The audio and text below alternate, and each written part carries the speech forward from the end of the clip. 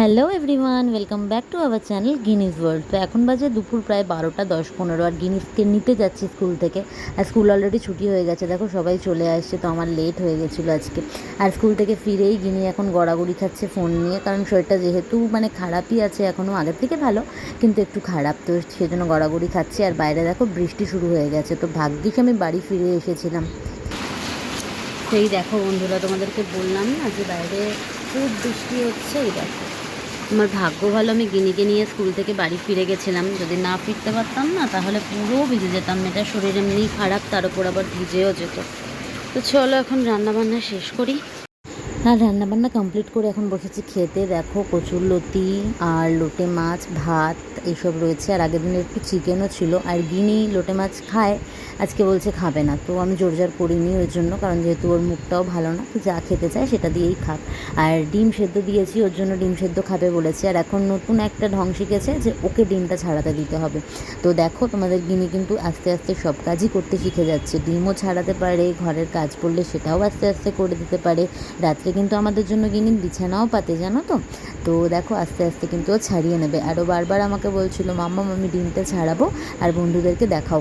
তো তোমাদের তো আমি দেখাচ্ছি, আর সেই ফাঁকে দেখো ডিম ছাড়ানোর নাম করে গিনির এতই জল ঘাটার নেশা যে জলটার মধ্যে বারবার কিন্তু হাত দিচ্ছে। আর জলটা আমি ইচ্ছে করেই দিয়েছি যাতে ডিমের এই খোসাগুলো হাতে লেগে না থাকে। তো হাতে যদি লেগে থাকে না, পরে যদি পেটে চলে যায় তাহলে আবার আরেক সমস্যা হবে, পেট খারাপের একটা সমস্যা হতে পারে। তো সেই জন্য জল দিয়েছি, কিন্তু দেখো ওই জলটাকে একটু ডিমটা জাস্ট হাতটা ধোয়ার জন্য দিয়েছি, ডিমটা ছাড়িয়ে ওই জলটাতেই ও বারবার হাত দিচ্ছে। আর ওর ভাতটা আমি আগে থেকেই দিয়ে দিয়েছিলাম, তার মধ্যে একটু বাটার আর নুন দিয়ে ভালো করে মেখে দিয়েছি। আর এই দেখো বন্ধুরা, ডিম ছাড়ানোর পর ওকে আমি বলছি যে তুমি তোমার ভাতটা খেয়ে নাও। ও বলছে না, ভাত খাবো না, আমি শুধু শুধু ডিম খাবো। তো যাই হোক, ওকে একটু বকাঝকা দিয়ে ভাতটা সামনে দিয়ে দিলাম। আর পরে কিন্তু প্রায় পুরো ভাতটাই খেয়ে নিয়েছিল। আর এই ফাঁকে কিন্তু আমরাও আমাদের লাঞ্চটা কমপ্লিট করে নিয়েছিলাম। গুড ইভিনিং বন্ধুরা, চলে এসেছি বিকেলবেলা মায়ের বাড়িতে। আর গিনি এসে দেখো পুরো একটা মাদুর পেতে বিছানা থেকে সমস্ত বালিশ এনে এখানে নাকি ওর ঘর বানিয়েছে। আর এরকম করে কোমর দুলিয়ে দুলিয়ে নাচছে, গানের সাথে ঢং করছে, কি করছে কি বলবো তোমাদের। কি মুখে দেখি কে, তাড়াতাড়ি আগে শেষ কর।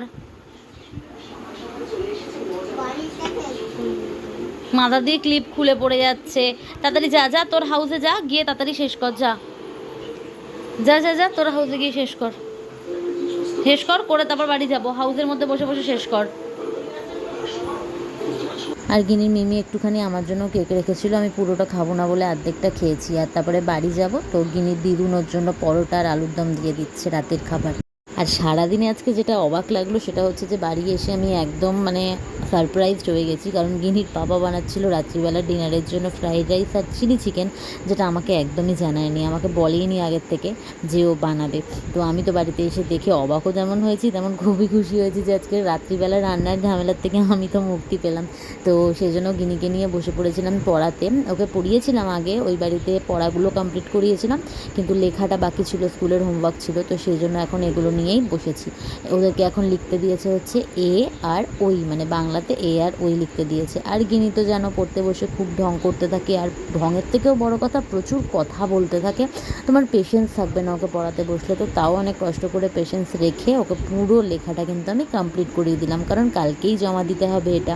আর তারপর গিনির দিদুনের দেওয়া আলুর দম আর পরোটাও দিয়ে দিলাম ওকে ডিনার করার জন্য। আর এখন ও বলছে আমাকে নাকে টানার ওষুধ দাও, আমি দম নিতে পারছি না, এইসব ঢং করছে আসলে আর কি, না খাওয়ার জন্যে। আর আমরা খাচ্ছিলাম ফ্রাইড রাইস আর চিলি চিকেন। গিনি যেহেতু এটা খায় না, তো ও পরোটাই খেয়ে নেবে রাত্রে, কারণ ওটাই খেতেও বেশি ভালোবাসে। তো চলো বন্ধুরা, আজকের ভিডিওটা এখানেই শেষ করছি। তোমাদের হাতে দেখা হচ্ছে পরের নতুন ভিডিওতে, ততক্ষণের জন্য টাটা।